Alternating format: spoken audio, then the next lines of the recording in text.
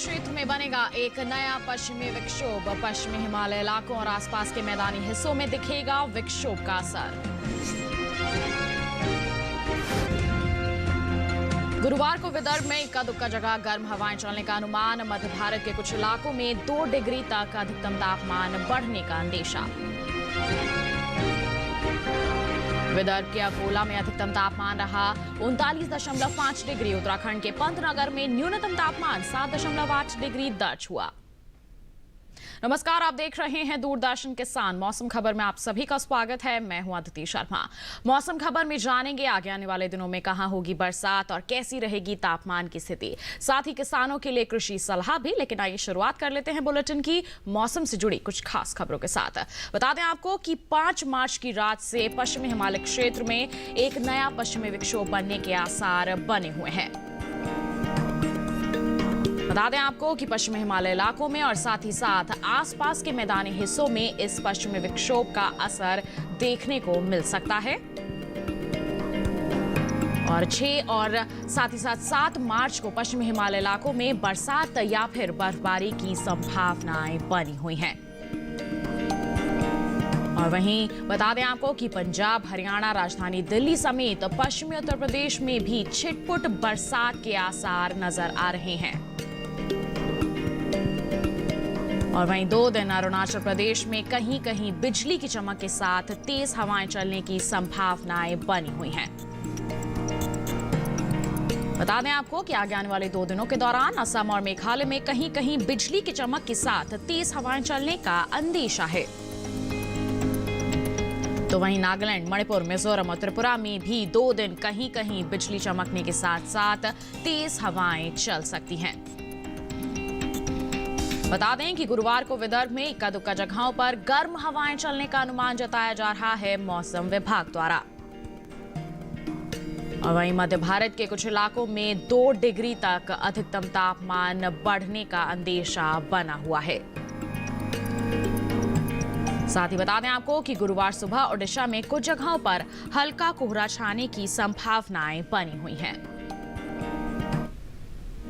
तो ये थी मौसम से जुड़ी कुछ खास खबरें। बढ़ लेते हैं आगे, नजर डाल लेते हैं बारिश के अनुमान पर और जान लेते हैं कि आगे आने वाले 2 दिनों के दौरान कौन से वो इलाके हैं जहां पर पानी बरस सकता है और कौन कौन से वो क्षेत्र हैं जहां मौसम साफ बने रहने के आसार हैं।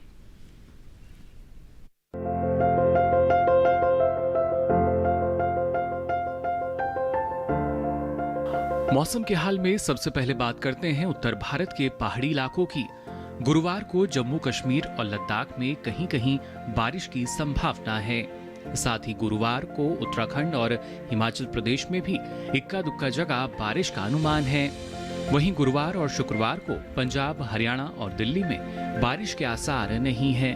पूर्वी और पश्चिमी उत्तर प्रदेश में भी 2 दिन बारिश का अनुमान नहीं है। साथ ही गुरुवार और शुक्रवार को पूर्वी और पश्चिमी राजस्थान में भी बारिश के आसार नहीं हैं। वहीं अगले 2 दिन पूर्वी भारत के गांगे पश्चिम बंगाल में भी बारिश का अनुमान नहीं है। जबकि गुरुवार को उप हिमालय पश्चिम बंगाल और सिक्किम में इक्का दुक्का जगह बारिश की संभावना बनी हुई है। अगले 2 दिन अरुणाचल प्रदेश में कई जगह बारिश हो सकती है। साथ ही गुरुवार को असम और मेघालय में भी कुछ जगह बारिश के आसार बने हुए हैं।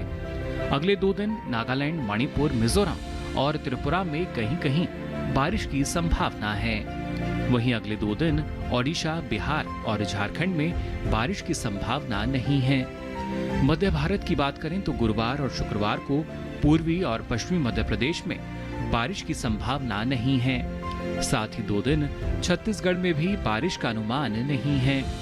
वहीं गुरुवार और शुक्रवार को मध्य महाराष्ट्र में बारिश की संभावना नहीं है।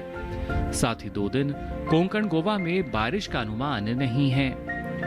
दक्षिण भारत की बात करें तो गुरुवार और शुक्रवार को तटीय आंध्र प्रदेश में बारिश का अनुमान नहीं है। अगले 2 दिन रायलसीमा में भी बारिश की संभावना नहीं है। वहीं गुरुवार और शुक्रवार को तमिलनाडु और पुदुचेरी में भी बारिश के आसार नहीं हैं। साथ ही अगले 2 दिन कर्नाटक के तटीय इलाकों में भी बारिश का अनुमान नहीं है। गुरुवार और शुक्रवार को केरल में बारिश का अनुमान नहीं है, जबकि 2 दिन अंडमान और निकोबार द्वीप समूह के कुछ इलाकों में बारिश की संभावना बनी हुई है। तो जाना आपने आगे आने वाले 2 दिनों की हम बात करते हैं तो देश में कहां कहां पानी बरस सकता है और कहां कहां मौसम शुष्क बने रहने के आसार हैं। इसी के साथ बढ़ते हैं आगे, जानकारी दे देते हैं आपको, बता देते हैं आपको यहां पर कि पिछले 24 घंटों के दौरान देश में कहां बरसात हुई। बता दें आपको कि अरुणाचल प्रदेश की बात करेंगे तो यहां पर ज्यादातर इलाकों में बादल बरसे। इसके साथ ही उप हिमालय पश्चिम बंगाल और सिक्किम में भी कुछ जगहों पर पानी बरसा। बात करेंगे असम और मेघालय की तो बता दें यहां भी इक्का दुक्का जगहों पर पानी बरसा। तो कोंकण गोवा में भी कहीं कहीं बादल बरसे पिछले 24 घंटों के दौरान।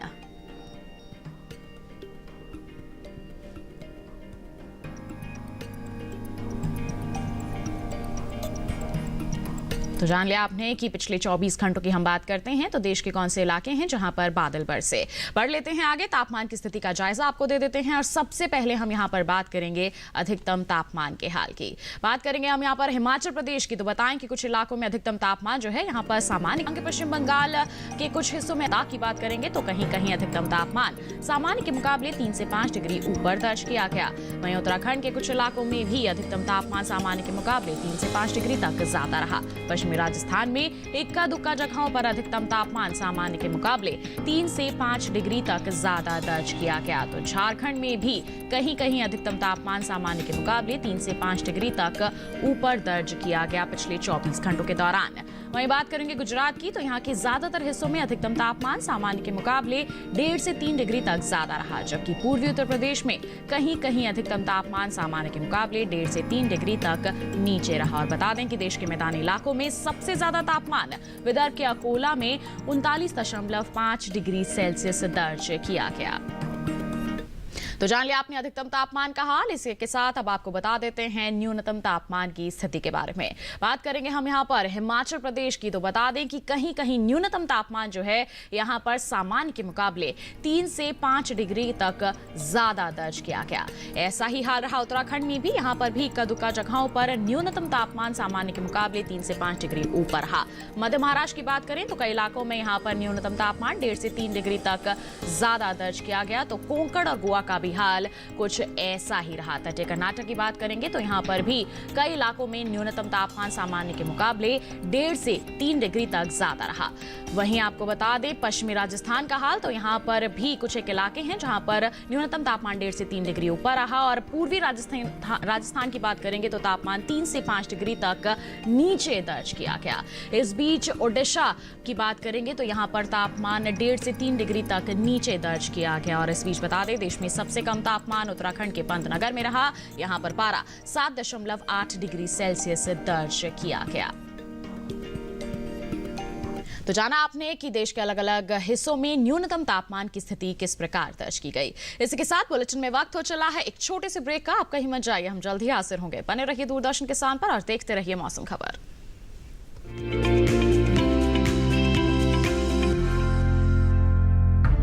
विपदा कोई भी हो, पर किसान है सुरक्षित। AIC है ना। भारत सरकार द्वारा स्थापित फसल बीमा विशेषज्ञ कंपनी। बीमारियों से कैसे बचेगी फसल? मवेशियों की मुश्किलों का क्या है हल?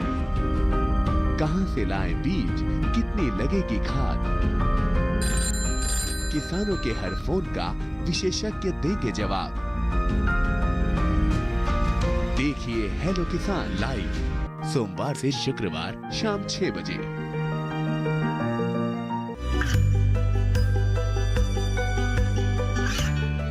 गांवों और पिछड़े क्षेत्रों में सरकारी योजनाओं की जानकारी पहुंचा। देश में कौशल और क्षमता विकास कर ग्रामीणों को सामाजिक बदलाव और विकास से जोड़ने की दूरदर्शन किसान की पहल चौपाल चर्चा देखें सोमवार से शुक्रवार सुबह 9 बजे।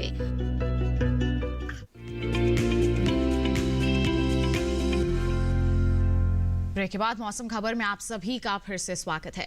बुलेटिन के इस हिस्से में हम बात करेंगे खेती किसानी की, और इसमें भी हम आपको खास तौर पर बता दें कि इस समय खेतों में बहुत सी फसलें हैं जो तैयार हो चुकी हैं पककर। किसान सही समय पर फसलों की कटाई कर लें। फिलहाल महाराष्ट्र के जो किसान हैं इस समय अपने खेतों में किस तरह के कृषि कार्य कर सकते हैं और कौन से ऐसे कार्य हैं जो उन्हें नहीं करने हैं, इन तमाम जानकारियों के लिए आइए नजर डाल लेते हैं विशेषज्ञों की सलाह पर आधारित हमारी इस खास रिपोर्ट पर।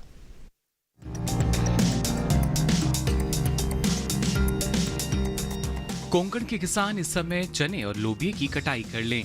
कटाई सुबह के समय ही करें और उसके बाद उन्हें धूप में अच्छी तरह से सुखाएं।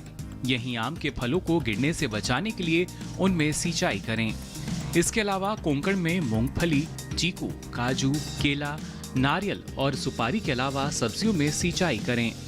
इसके साथ ही बागों में नमी बनाए रखने के लिए पराली से मल्चिंग करें। कोंकण के किसान तरबूज को चिलचिलाती धूप से बचाने के लिए फलों को पराली या घास से ढकें। मध्य महाराष्ट्र की बात करें तो यहाँ तैयार फसलों जैसे रबी, ज्वार, चना, अगेती या समय से बोई गई गेहूं, कुसुम और अरहर की कटाई जारी रखें। मध्य महाराष्ट्र में इस समय तरबूज और खरबूजे में कीटों का प्रकोप देखा जा सकता है। ऐसे में बचाव के लिए किसान विशेषज्ञों की सलाह से दवाओं का छिड़काव करें। मध्य महाराष्ट्र में अधिकतम तापमान बढ़ने से यहाँ सूरजमुखी की फसल प्रभावित हो सकती है। ऐसे में नुकसान से बचाव के लिए किसान सिंचाई कर सकते हैं।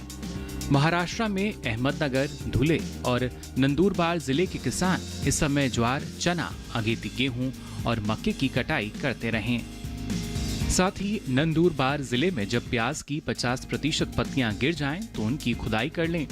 इन जिलों में रबी फसलों की कटाई के तुरंत बाद गहरी जुताई करें ताकि फसलों के गीले अवशेष जमीन में दब जाएं। मराठवाड़ा में ज्वार, काबुली चना, कुसुम, मक्का और गेहूं की कटाई जारी रखें। इसके साथ ही यहाँ अंगूर की तुड़ाई भी करते रहें। मराठवाड़ा में इस समय किसान मूंगफली, आम, नींबू, चीकू और अनार के बागों के अलावा गन्ने में सिंचाई करें।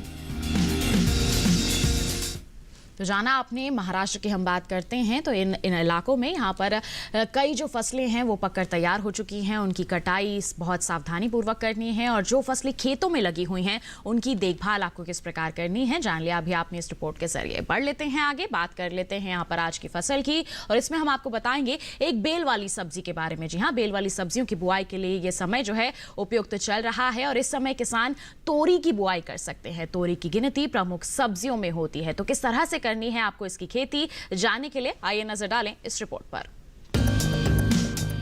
इसे तोरई, तोरी और घिवरा तीनों कहते हैं। इसकी खेती लगभग पूरे भारत में की जाती है। दूसरी बेल वाली सब्जियों की तरह ही इसे भी साल में 2 बार बोया जाता है, पहले फरवरी मार्च में और फिर जून जुलाई में। यानी अभी तोरी बोने का एकदम सही समय चल रहा है। तोरी की बुआई करते समय कुछ सावधानियां बरतें। उन्नत किस्म का बीज चुनना बेहतर रहेगा। भारतीय कृषि अनुसंधान संस्थान ने 2 किस्में विकसित की है, पूसा स्नेह और पूसा नूतन। पूसा स्नेह उत्तरी मैदानी क्षेत्रों के लिए उपयुक्त है। इसका फल चिकना, सीधा और दरमियानी लंबाई का होता है। रंग गहरा हरा, गुदा मुलायम लेकिन छिलका सख्त होता है। तुड़ाई के बाद बेचने के लिए इसे काफी दूर तक भेजा जा सकता है। साथ ही इसमें अधिक तापमान सहने की भी क्षमता होती है। बुआई के 45 से 50 दिनों के भीतर फसल तैयार हो जाती है। इस दौरान किसान पहली तुड़ाई कर सकते हैं। 1 हेक्टेयर में 120 क्विंटल तक पैदावार हो सकती है। पूसा नूतन का फल धारीदार होता है। ये दिल्ली और राष्ट्रीय राजधानी क्षेत्र के लिए उत्तम है। फल लंबा, सीधा और आकर्षक होता है। फलों का रंग हरा और औसत वजन 105 ग्राम होता है। इसका भी गुदा मुलायम होता है। ये बसंत, ग्रीष्म और खरीफ दोनों फसलों के लिए उपयुक्त है। बोने के 45 से 50 दिनों में पहली तुड़ाई की जा सकती है। पूसा नूतन किस्म 1 हेक्टेयर में 160 क्विंटल तक पैदावार दे सकती है। तोरी की बुआई करते समय 1 हेक्टेयर के लिए 4 से 5 किलो बीज पर्याप्त होते हैं। बुआई करते समय पंक्ति से पंक्ति की दूरी 200 सेंटीमीटर और पौध से पौध की दूरी 75 सेंटीमीटर रखें। अगर बात सिंचाई की करें तो गर्मी के मौसम में हर 5 से 6 दिन पर सिंचाई करते रहें। खरपतवार हटाने के लिए 2 बार निराई करें। फसल में फल मक्खी का प्रभाव भी देखा जा सकता है। ऐसे में उचित दवाओं का छिड़काव करें। किसान ध्यान रखे कि फसल में किसी भी तरह की दवा का छिड़काव करने से पहले कृषि विशेषज्ञों की सलाह जरूर लें। तो जाना आपने तोरी की बुआई के लिए बिल्कुल उपयुक्त समय है। बस आपको सावधानी पूर्वक इसकी बुआई करनी है और सही तरीके से आप प्रबंधन कार्य करेंगे, समय समय पर विशेषज्ञों की सलाह लेते रहेंगे तो निश्चित तौर पर अच्छी उपज हासिल कर पाएंगे। बढ़ लेते हैं आगे, बता देते हैं आपको मौसम के अनुसार खेती किसानी की कुछ खास बातें। इस मौसम को ध्यान में रखते हुए हमारे पंजाब के जो किसान हैं उन्हें सलाह दी जाती है कि गेहूं में जरूरत के हिसाब से सिंचाई कर लें। पंजाब में इस समय गेहूं में रोगों के प्रकोप से आपको बचाना है अपनी फसल को। पंजाब में मेड़ों पर मिर्च और शिमला मिर्च की रोपाई कर सकते हैं। इसके साथ ही पंजाब में ही बैंगन की नर्सरी भी लगा सकते हैं इस समय किसान। वहीं पंजाब के किसान इस समय भिंडी और लोबिया की बुआई का कार्य भी कर सकते हैं। वहीं पंजाब में ही खरबूज, खीरा, लौकी, कद्दू और स्क्वैश बो सकते हैं। वहीं पंजाब के किसान इस समय सरसों में जरूरत के अनुसार सिंचाई का कार्य जरूर कर लें। वहीं पंजाब में ही इस समय सरसों में कीटों का प्रकोप जो है काफी बढ़ सकता है, निरंतर निगरानी बनाए रखें। वहीं हरियाणा के किसान भी सब्जियों और फलों में सिंचाई का कार्य जरूर कर लें। हरियाणा में बागों से सूखी टहनियों को काटकर अलग कर दें किसान। तो ये थी मौसम के अनुसार खेती किसानी की कुछ खास बातें। इसी के साथ बुलेटिन में वक्त हो चला है एक और छोटे से ब्रेक का। हम जल्द ही हाजिर होंगे। आप बने रहिए दूरदर्शन किसान पर और देखते रहिए मौसम खबर।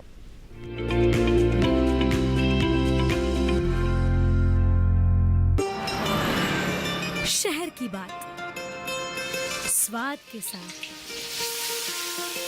संस्कृति का मिलन परंपरा के साथ।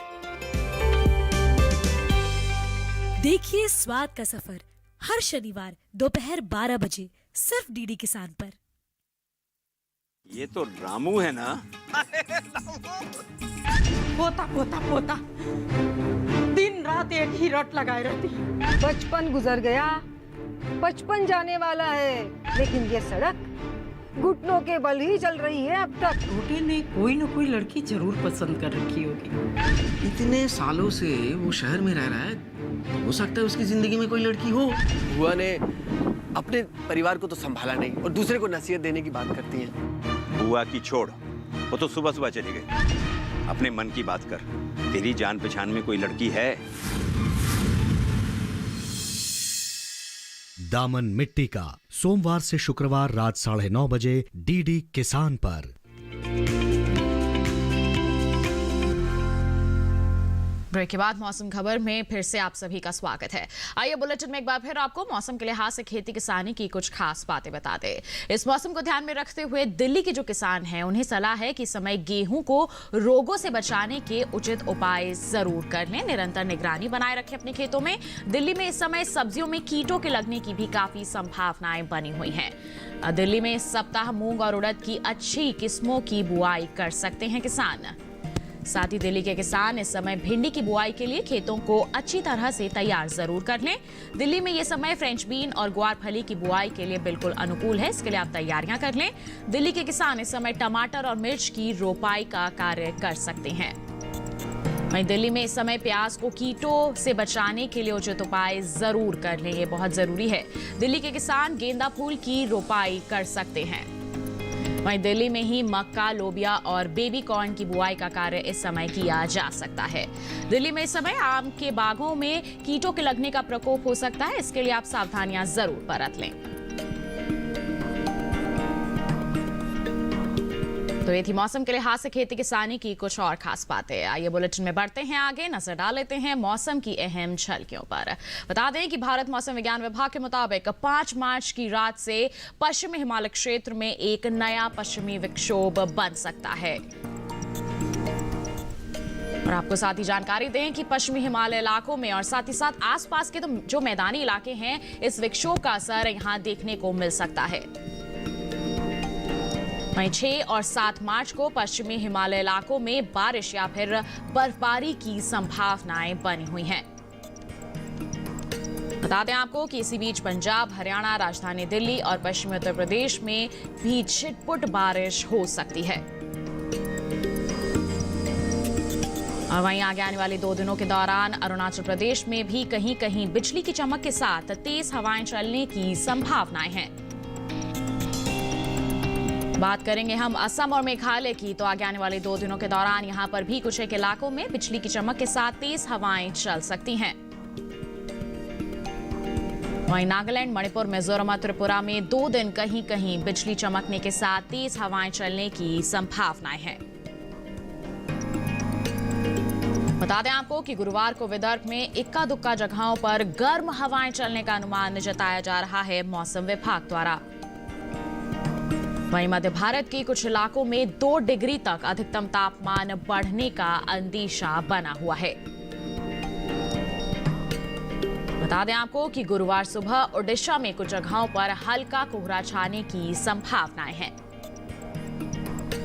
तो ये था मौसम का हाल। आइए इसी के साथ चलते चलते एक नजर अगले 4 दिनों के लिए 9 शहरों के तापमान पर।